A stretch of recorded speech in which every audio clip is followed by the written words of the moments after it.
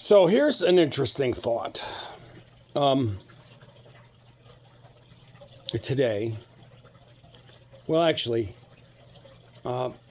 this stuff with Venezuela, I think it's kind of interesting that you're not hearing much about this, but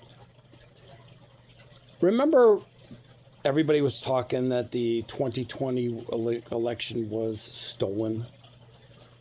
And, I remember it distinctly. I was coming home from Detroit, Michigan, and I was listening to the election results on a YouTube channel that I frequent. And I'm just listening to these guys talk about what was going on. And it was late. And by the time I went to bed, they said, yeah, it looks like Trump's got this. He's got Pennsylvania, blah, blah, blah. And in the morning, I wake up and hear that Joe Biden won. And I said, what? What? And then the pandemonium that followed, election denying, voter fraud, voters this, that. There was that movie, 2,000 Mules or 200 Mules or whatever that was, where they were ballot dumping. And if you pay attention, they came after Rudy Giuliani. They ruined his life because he was saying this. There's a bunch of things involved here. And if you remember, at the center of it all were these Venezuelan voting machines called Dominion. Do you remember this? I mean, people on Fox News got in trouble. Dominion sued people. They sued Fox News. They came after people on Fox. Maybe it was Tucker Carlson. I don't remember, but they came after people. They really did a good job of making people shut up, which is kind of funny, considering that a couple years prior, there were Democrats talking about these machines being easily hacked and easily controlled. But I thought it was really interesting that you had these machines. Why would the United States use machines produced by a country, I should say, that's run by a dictator? I mean, think about this. So the country's run by a dictator. They have nationalized all of their industries. And then they put these voting machines out across the globe. Think about this. So now, the dictator, the head of that particular country that had those machines out, is removed.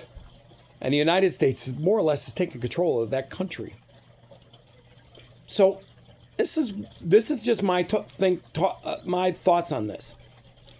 It is easier for the Trump administration to get rid of the leader of another country and confiscate his records than it is to get our own records within our own borders. And in case you didn't know, and if you've been living under a rock, they found substantial voter fraud, particularly in Wisconsin.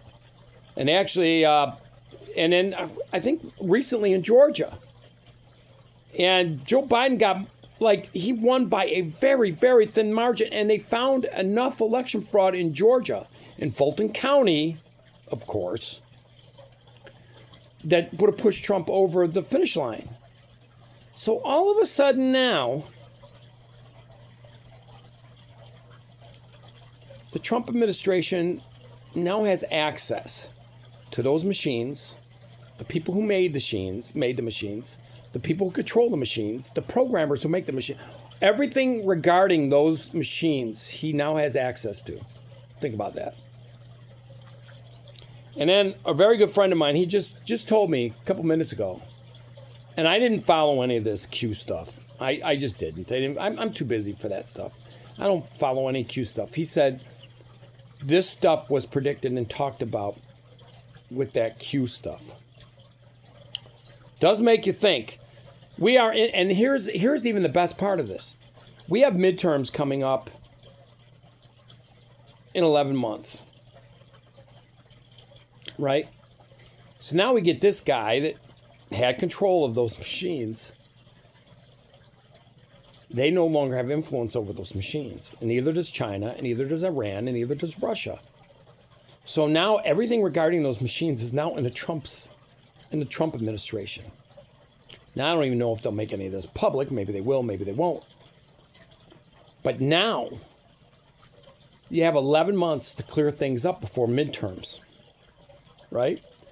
So it looks like there's not going to be any funny business with machines when it comes to the midterms now. That is my take on these things. Now, the big thing is, now that Maduro's in custody and he's alive, he's going to be singing like a canary to get his ass out of this situation, right? So, any high-profile Democrat operatives in our country are now going to be exposed. So, pay attention to who leaves the country and pay attention to who is squawking the loudest. I'm just saying. That's all I got to say. Just keep that in mind. It's going to be an interesting year. Till next time.